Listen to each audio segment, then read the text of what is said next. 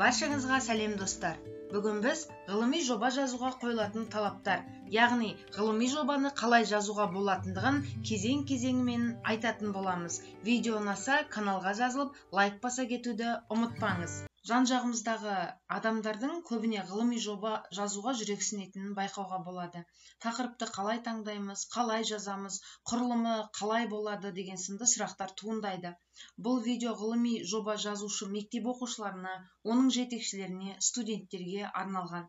Ең бірінші, ғылыми жобаны жазудағы мақсатымыз не екенін айқындап алуымыз қажет. Ол ғылыми жобаны не мақсатпен жазып жатырмыз? Және де осы ғылыми жобаны сіздің зерттеуіңізді тыңдап отырған тыңдарман, оқушы болсын, басқа ұстаздар болсын, басқа да қоғамдағы адамдар болсын, сіздің ғылыми жобаңыз арқылы бір нәрсені анық біліп алу қажет. Сол мақсатта жазамыз. Одан кейін екінші, тақырып таңдаймыз. Тақырып таңдаған кезде ол тақырып оқушыға да, жетекшіге де қызықты болуы керек. Және де жетекші сол оқушымен бірігіп таңдап алған тақырып жайында жақсы мәліметтер, немесе өзі сол жайында, тақырып жайында жақсы білуі қажет. Бізде екінші, ғылыми жобаның жоспарын құру. Бұл жерде ғылыми жобаның жоспары нақты, қысқа ғана бір сөйлеммен, немесе сөз тіркестермен қысқа да нақты болып құрылуы қажет. Және де жоспар, ол егер сіз жобаны жазып жатқан кезде ортасына келгенде өзгертсеңіз болады. Әзірше қандай нәрселерді бастамас бұрын, қандай нәрселерді жасайсыз, негізгі бөлімінде не туралы айтасыз, барлығын осы жоспарда құрып алу қажет. Одан кейін үшінші, зерттеу күнделігін бастап рәсімдеу. Бұл жерде тақырып таңдалып, жоспар құрылып алғаннан кейін сіз біртіндеп бастауға кірісесіз. Сол кезде бірден зерттеу күнделігімен жұмыс жүргізу қажет. Зерттеу күнделігінде мен келесі беттерде көрсететін боламын, рәсімделуі қалай жазылу керектігі. Мысалға, бүгін 18 ай 2023 жылы біз тақырыпты таңдадық. Жетекшім екеуміз жоспарды құрдық деген сынды. Аптасына 2 рет болсын, аптасына 1 рет болсын, қаншалықты жетекшіңізбен кездесіп осы ғылыми жобаға жазатын боласыз, сол жайында не істегендігін осы зерттеу күнделігіне жазып отыру қажетсіз. Ол сіз мына ғылыми жоба сайыстарына барып қатысқан кезде міндетті түрде зерттеу күнделігін қарайды және ол бағаланады. Төртінші, ғылыми әдебиеттер мен дереккөздер іздеу, таңдау. Бұл жерде жоба жазуда сіздің таңдаған тақырыбыңыз туралы қандай ғылыми еңбектер, зерттеулер, монографиялық еңбектер, қандай дереккөздер бар, соны тауып, іріктеп алу қажет. Сіз оған алғашында жаңағындай көз жүгіртіп өтуіңіз мүмкін. Мынаны аламыз, оқимыз деген сияқты жетекші болсаңыз, егер оқушы болсаңыз, өзіңіздің ұстазыңызға, жетекшіңізге көрсетесіз. Ең басты айтатын дүние бұл жерде ғаламтор желісінен алмауға тырысыңыз. Енді алуға тура келетін болса, сайттың атын жазу керек. Бірақ дегенмен де ғаламтор желісінен барынша алуға аулақ болыңыз. Өйткені ғаламторда көбінесе жалған мәліметтер жүруі мүмкін. Бесінші, техникалық тұрғыда рәсімделуін қадағалау. Бұл да өте маңызды. Егер сіздің техникалық тұрғыда рәсімделуі дұрыс болмаса, онда сіздің ғылыми жобаңыз жарысқа қатыстырылмай қалуы да әбден ықтимал. Немесе орын жағынан төменгі орындарды алып қалуыңыз мүмкін. Өте маңызды дүние. Яғни ол Time New Romance'пен жазылу керек, 14 шрифтпен жазылу керек деген сияқты мен келесі беттерде оны сіздерге көрсететін боламын. Одан кейін 6-шы аннотация деген бар. Аннотация қазақ, орыс және ағылшын тілінде жазылады. Және де пікір деген бар.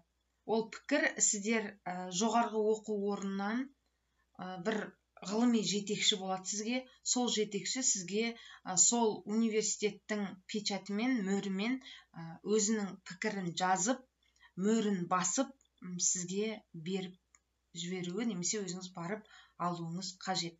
Сіздерге міндетті түрде ол ғылыми жоба жазғанда өз пікірін білдіріп, сіздерге көмек көрсетіп отыратын сондай жоғарғы оқу орнынан бір адам болуы қажет. Ол сізге жетекшілік етіп көмектесіп отырады. Және соңында сізге осы ғылыми жобаға өз пікірін білдіріп, жалпы қатыстыруға, жарыстарға болады деген сынды өз пікірін білдіріп отырады. Енді жеке-жеке тоқталатын болсақ, ғылыми зерттеу жұмыстарының кезеңдері: бірінші, ғылыми жоба тақырыбын таңдау. Бұл жерде тақырыпты таңдау ережесі, яғни ғылыми жарысқа келесі жұмыстар ұсынылады.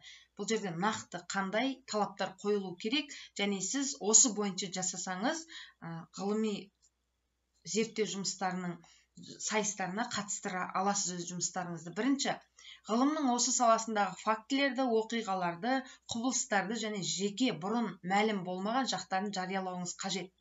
Сіздің таңдап отырған тақырыбыңыз бұрын қорғалып кетпеуі керек. Немесе егер қорғалып кеткен жағдай болатын болса, онда сіз оның жаңа жақтарын ашуыңыз керек, тереңдете түсуіңіз керек. Екінші, одан кейін тақырыпты таңдап, түрлі эксперименттер жасалады. Сіз міндетті түрде бір тақырыпты таңдаған кезде эксперименттер жасайсыз ғой. Сол кезде ол жан-жануарларға, табиғатқа, немесе бір адамдарды келемеждеуге зиян келтірмеуі қажет. Үшінші, ғылыми жарыстарда бұрын қаралған және қорғалған жобаларды жарысқа қатыстыруға жол бермейді. Сондықтан тың тақырыптарды таңдауға тырысыңыздар. Одан кейін тақырып оқушыларға қызықты, оларды тартатындай болуы керек. Жетекші екеуі таңдайды ғой. Сол кезде егер тақырып қызықсыз болатын болса, онда сіздің де ғылыми жобаңыз ойдағыдай шықпайды. Одан кейін тақырып орындалатын, шешімі зерттеуге қатысушыларға пайдасы тиетіндей болуы керек. Сіз зерттеп отырған нәрсе тыңдармандарға пайдасын тигізу керек. Тыңдарман сіздің зерттеу жұмысыңыздан бір нәрсе алып кету керек. Одан кейін оқушылардың қызығушылығын ескере отырып, жетекші өзі жақсы білетін тақырып аясында таңдау керек. Төртінші, тақырып шынайы болу керек. Онда жаңа дүниелер, күтпеген жаңалық, ерекшелік элементтері міндетті түрде болуы қажет. Ғылыми жобаның ең басты ерекшелігінің өзі осы жаңа дүниелер, күтпеген жаңалық, ерекшелік болып табылады. Соңғысы, тақырыпта оқушының жас ерекшелігіне сай болуы тиіс. Егер де сіз 5 пен 8 сыныптарды немесе 5 пен 7 сыныптағы баланы алатын болсаңыз, оған көбінесе мысалға ертегілер сынды, сондай бір қызықты баланың қиялына ерік беретін бір ғылыми жобаны таңдағаныңыз жөн. Ал егер 9 пен 11 сыныптың арасында болса, онда кішкене салмақтылау тақырып таңдасаңыз абзалырақ болады. Зерттеу тақырыбы бойынша әдебиеттерді зерделеу. Тізімде өзіне тән ең кем дегенде 15 түрлі жұмыс болу керек. Олардың қатарында монографиялар, жинақ мақалалары және әртүрлі ғылыми журналдар, диссертациялық авторефераттар, арнайы зерттеулер мен басқа да жұмыстар болуы керек. Және де қазақстандық, ресейлік, әлемдік әдебиеттермен жұмыс жасау қажет. Тағы бір ескерте кететін жағдай, бұл жерде тек қана қазақстандық қана авторлармен жұмыс жасамау қажет. Әлемдік әдебиеттермен, ресейлік, монографиялық, диссертациялық мақалалармен жұмыс жасау сізге өте тиімді болады. Тізімге енген барлық жұмыстар алфавиттік тәртіппен орындалуы керек. Бұл жерде сізде мұнда әдебиеттерді ең соңында жазасыз ғой, сол кезде А-лар бірінші, Б-лар екінші деген сияқты сондай алфавиттік тәртіппен қоясыз. Одан кейін бұнда автордың тегі, аты жөні, жұмыстың аты, шығу мәліметтері, шыққан жері, баспасы, жылы, бет саны көрсетілуі керек. Жаңағы соңында жазған жерде. Журнал мақалалар сипатталса, онда осы мақала жарияланған журнал атауы, шыққан жылы, нөмірі көрсетілуі керек. Әдебиет көздерін сипаттау үлгілері, яғни мысалы, қалай жазылу керек, оны сіздер ғылыми жоба жұмысының ең соңғы бетіне қоясыздар. Міне, тура осылай өздеріңіз көріп тұрғандай үлгі ретінде тура осылай қоясыздар. Мысалы, біріншісі, Жексенбекова В. Қазақстандағы этникалық қарым-қатынастар прогресс үшін бірігу. Саясат 2002 жыл, номер 11 және де 30-32 беттер деген сияқты. Одан кейін ғылыми жұмыстарда пайдаланылған әдебиеттерге сілтеме төрт бұрышты жақша ішінде келтірілген әдебиеттердің нөмірін көрсете отырып беріледі. Мысалға, мына жерде тік жақша қоясыздар. Жазып отырған жұмыстың ішінде сіз мысалға Жексенбекованың Қазақстандағы этникалық қарым-қатынастар прогресс үшін бірігу деген жерінен сіз егер сол еңбектен мәлімет алсаңыз, тура қай жерінен алдыңыз, соны осындай тік жақшаны ашасыз да, мына жерде 1 деп тұр ғой, 1 деп жазып, тік жақшаны қайта жабасыз. Келесі бізде 3-4 бұл жоспар құру, зерттеу жұмысын жүргізу кезеңдері. Бірінші, осы тақырып бойынша әртүрлі көзқарастарды сипаттау, сондай-ақ оның бүгінгі таңда шешілу жолдарын ұсынасыз. Бұл кезеңде эксперименттер, байқау, сауалнама, әңгімелесу, сұрақ қою, интервью алу, тағы басқа зерттеу әдістері пайдаланылады, және зерттеу күнделігін жүргізесіз. Біз оны жоғарыда айтып кеткенбіз. Жоспарды қалай құру керек екендігін, және де қалай жұмыс істеу керектігі жөнінде бұл жерде айтылған. Яғни эксперименттер жасауға болады. Осы сіздің тақырыбыңыз бойынша сауалнамалар алуға болады. Белгілі бір сол саладағы, сіздің тақырыбыңыздағы саладағы адамдармен әңгімелесу арқылы олардың іс тәжірибелерін өзіңізге алуға болады. Сосын тағы басқа да зерттеу әдістерін пайдалануыңыз қажет. Сонда сіздің зерттеу жұмысыңыз жан-жақты, нақты, түсінікті, өте сәтті шығады. Бізде келесі ғылыми жобаны рәсімдеу. Ғылыми жобада бетпарақ, мазмұн, яғни жоспар, кіріспе, теориялық бөлім, зерттеу бөлімі, қорытынды, пайдаланылған әдебиеттер тізімі, қосымша, егер қажет болса, болады. Жалпы алғанда оқушының ғылыми жобасы ұқыпты орындалуы керек және әдемі рәсімделуі керек. Ғылыми жобаға келесі құжаттамалар қоса тіркеледі. Егер бұл құжаттамалар болмаса, онда сіздің ғылыми жобаңыз жарысқа қатыстырылмайды, немесе орын алмайды. Бұл жерде аннотация. Сіздің ғылыми жобаңыз бойынша қазақ, орыс және ағылшын тілдерінде жазылады. Ғылыми жетекшінің жұмыс туралы пікірі оның қолымен және мөрмен расталады. Оқушының жұмысына тиісті пән бойынша жоғарғы оқу орнының маманының рецензиясы оның қолымен және оқу орнының мөрімен расталады. Бұнда облыстық турда расталады деп тұр, ол республикалық болуы мүмкін, бірақ көбіне аудандық жарыстарда да осы рецензиясыз қабылдамай жатады. Одан кейін міндетті түрде зерттеу күнделігі болуы қажет. Құрылым, яғни мәтіндік құрылымның рәсімделу ережесі. Егер бұлай рәсімделмесе, сіздің ғылыми жобаңыз іші керемет болғанымен төменгі бағада, қанша қорғалып шықса да төменгі орындарға ие болып қалады. Міндетті түрде осыны ерекше мән беру керек рәсімделуіне. Жалпы енді міндетті түрде ол мәтін компьютерде теріледі. Одан кейін сол жақ 2,5 см, оң жақ 1 см, жоғары жағы 2 см, төмені 2 см, әріп Times New Romanмен болады, және де 14-ші шрифтпен болады. Міндетті түрде абзацтар болуы керек, жаңа ой басталып отырғанда. Кіріспе, әр жаңа тарау, қорытынды, әдебиеттер тізімі, қосымша жаңа беттен басталады. Ғылыми жобаның әр бөлімінің атауы майлы әріптермен ортасына жазылады. Мәтінде міндетті түрде пайдаланылатын әдебиеттерге сілтеме беріліп отырады. Ол жаңағындай көрсеттім, тік төртбұрышты жақшамен қойылады. Теориялық бөлімінің бет саны 20 беттен кем болмау керек. Қорытынды кемінде 1 бет болады. Сіз осы жұмыс бойынша жалпы қорытындылайсыз. Жұмыстың негізгі нәтижелері және олардың негізінде жасалынған қорытындылар, жұмыс нәтижелерін ғылыми және практикалық мақсатта пайдалану үшін бойынша ұсынымдар болады. Ол жерде сіз осы ғылыми жұмысты қандай салада қолдануға болатындығы жөнінде сіз айтып өтесіз осы жерде. Одан кейін пайдаланылған әдебиеттер жұмыс соңында жалпы тізіммен келесі тәртіпте беріледі. Жоғарғыда атап өткендей, ол міндетті түрде жаңағындай бірінші А кетеді, одан кейін Ә сынды авторлар тізіммен беріледі.